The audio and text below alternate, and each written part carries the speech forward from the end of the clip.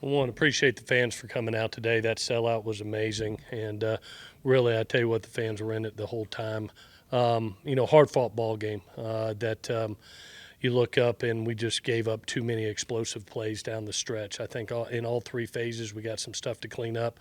The positive news is you got a good football team that I think can put points on the board, and you're going to have an offense that I believe continues to grow. Defensively, there's a lot of pride amongst that group, and I know they will get better. It was good to have Gavin Andrews do his thing. I thought he had an excellent day special teams wise, but at the end of the day, you're up in the fourth quarter against that football team, and we didn't get it done in the fourth and fell behind with some explosive runs down the stretch. So got a lot to clean up. You got some kids, which are really good to see, with some hurt hearts and hungry and humble, and I know they'll come back for this next game against Nevada. With that, I'll take any questions.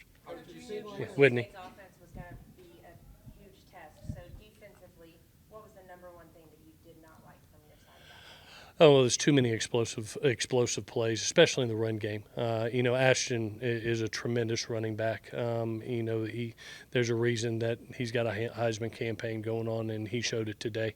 We missed too many tackles. I think we all know that, and he made his one-on-one football plays when they were out there, and did a really nice job. I think the biggest thing for us is being able to get a good back on the ground, and that's where we got to grow defensively. Coach, it seemed like the bigger question mark was how would JC do under the lights in his first game, or in the sun, in the first game. Yeah. It seems like you were a little more confident about the defense, but JC ends up playing a pretty solid game, and the defense really struggled. Were you surprised that? Well, we know how talented JC is, and until you put a guy out there and let him get hit and let him get into the game, you see where he's at. And I thought he just continued to get better and better and better as the game went on. He was one that it was funny. I was just telling the guys, after he took the first hit, is like his eyes opened up and said, "Okay, I'm good. Let's go play ball." And from that point on, I thought he was lights out.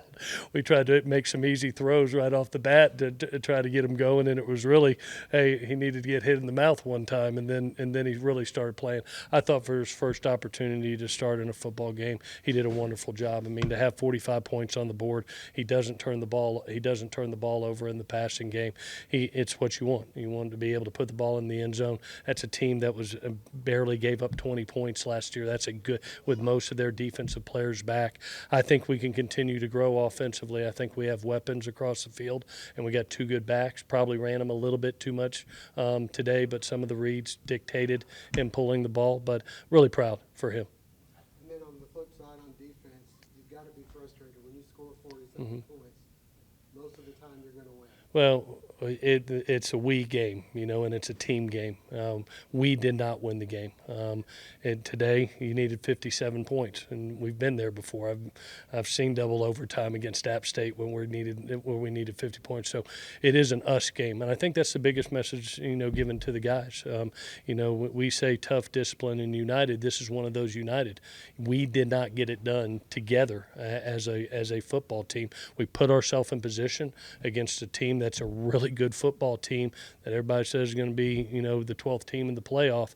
And, this is the one that you won't sleep a couple nights because you knew you were in position to have a chance to win the game, and we didn't get it done. So when you are rolling awake at night, what are the takeaways from this one? Because there are plenty of positives despite not getting the win. Yeah, the positive is this. I truly believe after doing 30 years, you got a good football team, and you got an offense that will continue to grow, a defense that will continue to grow. You got a kicker that I was looking forward to seeing how he did today, and he did a masterful job not only with kickoffs but making his plays in the kicking game. So you got a team that can do a lot of things. We have to walk in here tomorrow, big chest, big eyes, and clean up what is needed to clean up on all three phases. Not pouting, not sulking, but walking in here with our jaws set because we got a hard road trip across the country. Boise just did that. Now it's our turn to go across the country to a hard place to play and go try to get 1-0 on the week. What are those first conversations when you do get to practice tomorrow or weightlifting on Tuesday when you get out to the field? How do you start those conversations with your defense and Coach Brandon Bailey? Well, you're real with the guys. I mean, and I was real with them in there, and they know it. I mean, that's the beauty. Every veteran leader on defense walked up to me and said, "Coach, I promise you, it's going to be okay," and I know it is. I know it is. I know Brandon Bailey's one of the better young DCs in the country. You have a team that gave tremendous effort, tremendous fight tonight. We just fell short in the fourth quarter, and played a good team and didn't get it done. And so we'll get it done in the following weeks and work our butts off to improve. Coach, you went for it on fourth down from your own 25, I Mhm. believe, up in 10, Mhm. with 7 minutes left in the Mhm. game.